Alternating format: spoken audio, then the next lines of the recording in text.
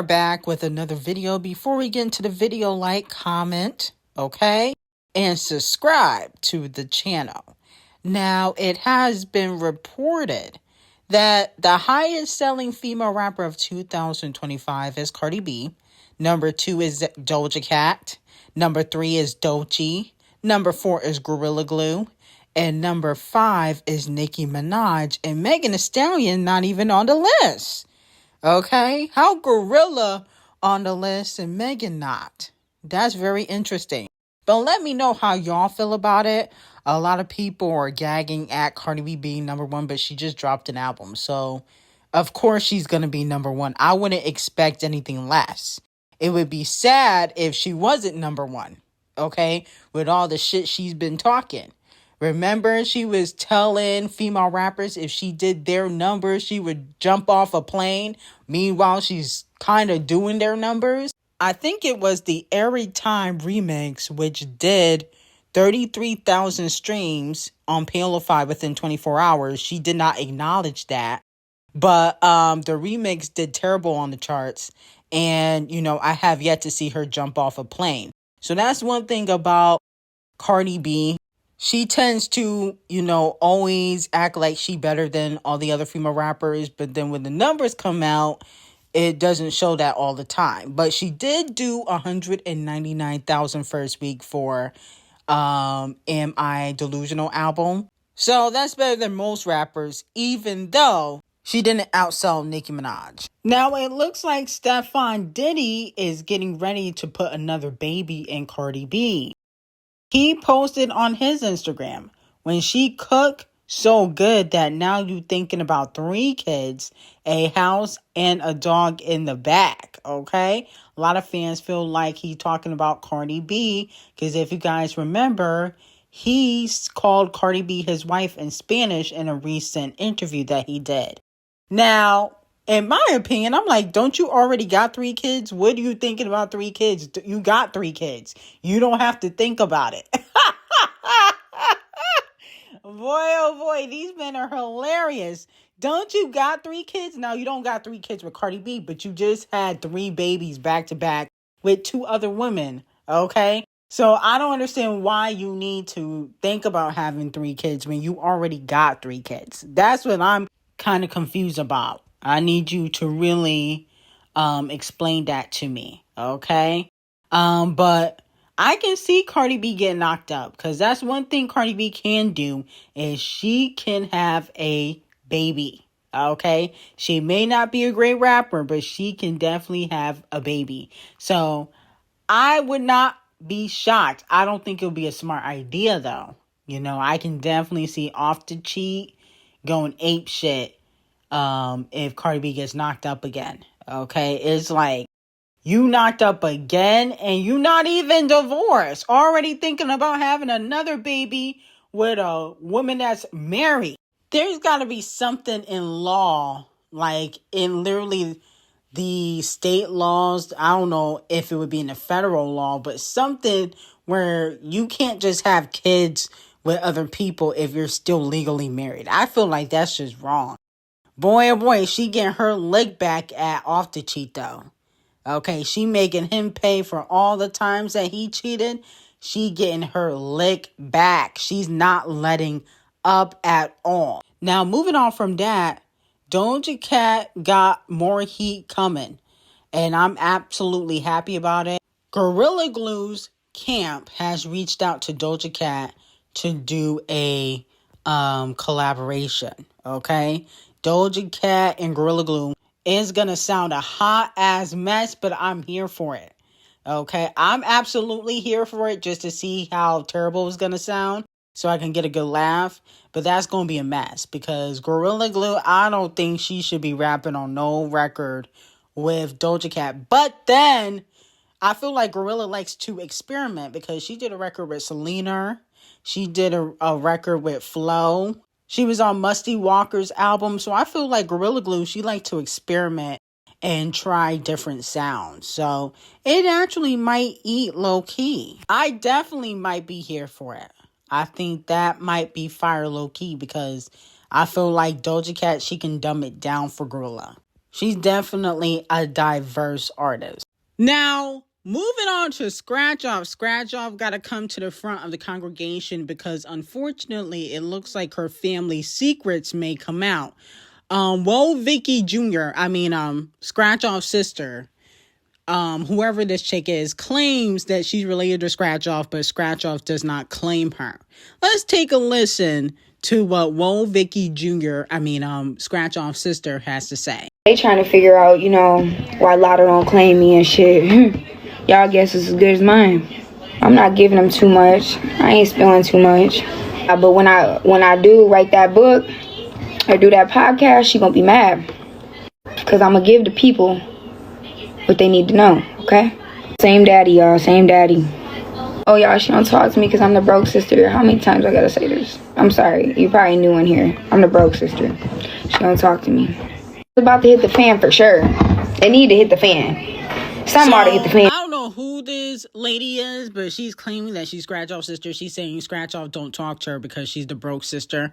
Mind you, isn't Brooklyn basically broke without Scratch Off? I mean, what does she do other than sleep with rappers and athletes? What else do she do other than sleep with Champagne Thickums and John Morant and a few other basketball players? Like, she don't do nothing either. She's Scratch Off's sister. I don't get why she would not claim you because you're broke. What is Brooklyn's job title? Being Scratch Off's sister. So that's what I'm saying. I don't know. The story is not adding up to me. I'm looking into it. I'm investigating, but the story is not adding up. Okay, because her not talking to you because you're broke doesn't logically make sense because she's probably the only millionaire in her family. Okay, so I don't know. I might have to side with Scratch Off with this one. It's giving clout chaser vibes. You look more like Vicky than you do look like Scratch Off, but Scratch Off and Brooklyn don't look alike either. Brooklyn looked like she could model. Scratch Off, well, I would say, what would she be without that BBL? That's all I'm going to say about that. Now, Scratch Off is also getting clowned for an old interview that she did at the Jennifer Hudson show. And basically, Jennifer Hudson went over a few of Scratch Off's accomplishments. But are these really achievements or Kia achievements or awards that Scratch Off was getting? Let's take a listen. You're the first solo female rapper from the city of Atlanta to reign at the top of the Billboard Top Rap Albums chart. So let me know how y'all feel about it. She's been getting clowned on social media because of this clip resurfacing. I guess people didn't watch her interview when it came out. My whole thing is I think Jennifer was just trying to make her feel good. But I don't even know if that's true. Because I feel like there's a lot of rappers that came from Atlanta. I don't know if Scratch Off is the first to top the Billboard 200 chart, okay? And what do we mean by top? Because she only did 29,000 first week. So I think there needs to be some clarification on that. I mean, how you top in the charts but can't even crack 30,000?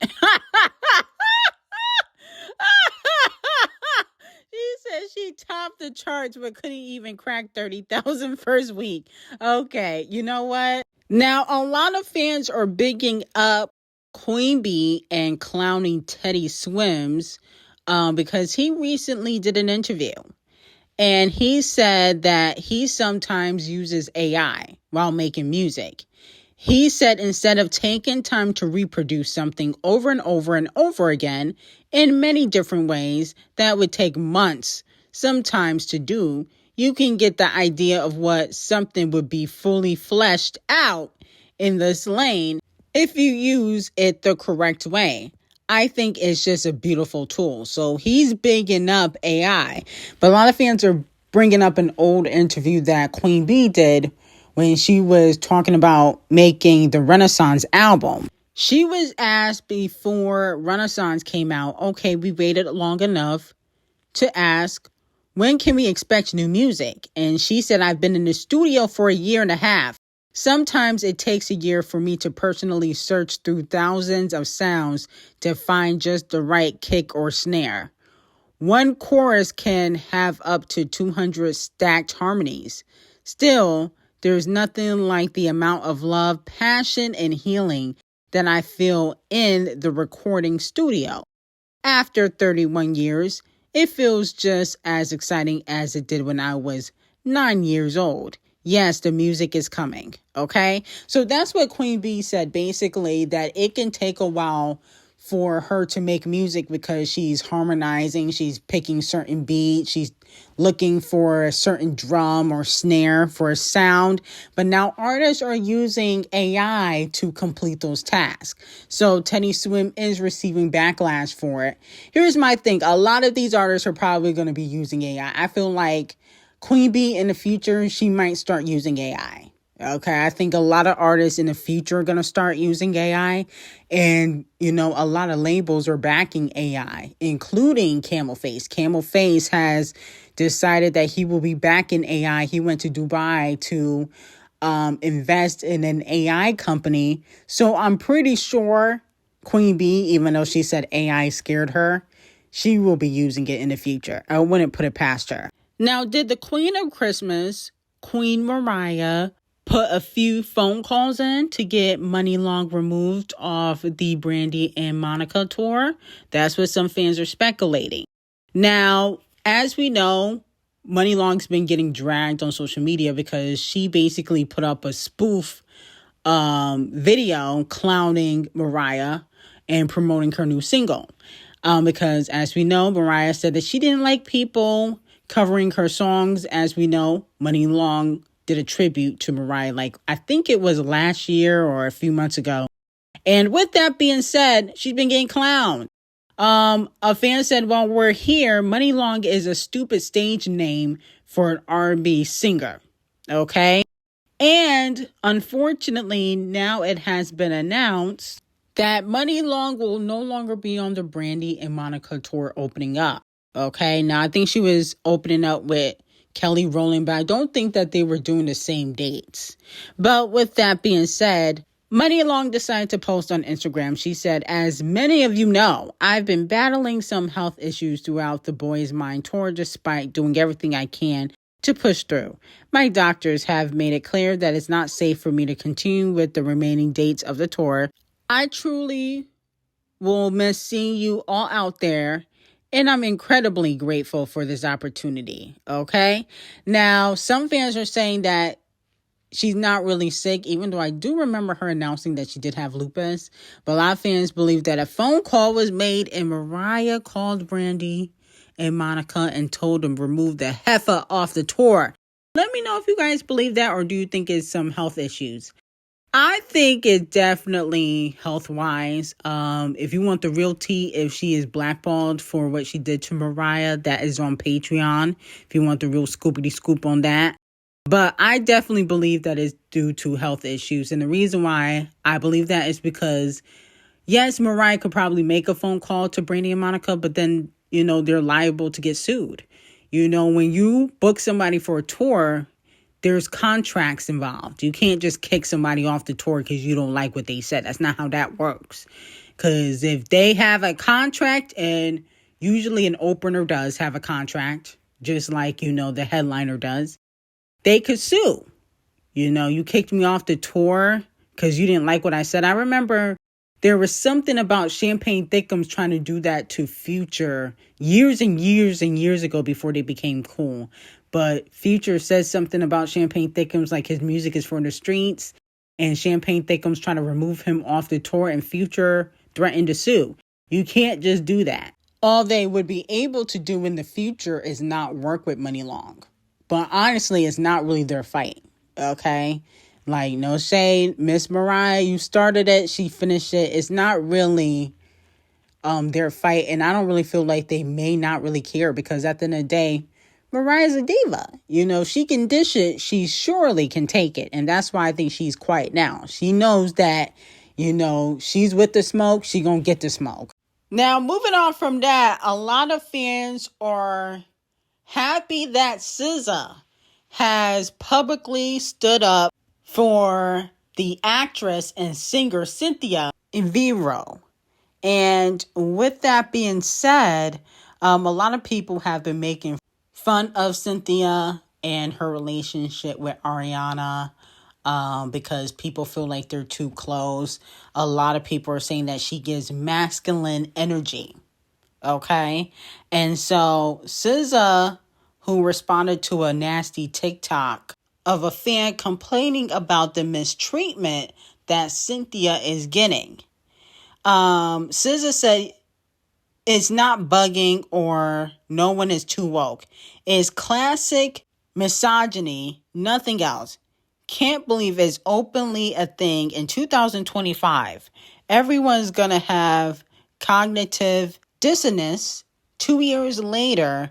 Remember when everyone attacked Cynthia for being black and bald and nurturing? That was crazy. It could just stop now. LOL. So that's what SZA had said.